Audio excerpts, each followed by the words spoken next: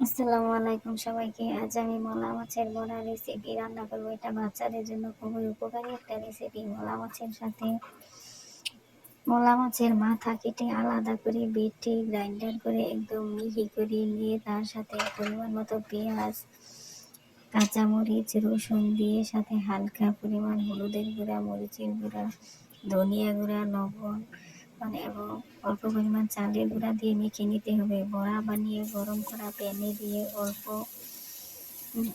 হালকা আঁচে ভেজে নিতে হবে। প্রথমে 10 মিনিট ঢেকে, তারপর 10 মিনিট ঢাকনা খুলে ভেজে গরম গরম ভাত আর মলা মাছের গরম গরম বড়া দিয়ে পরিবেশন করুন।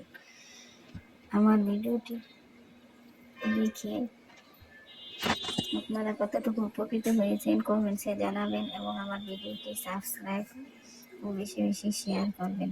আল্লাহ হাফেজ।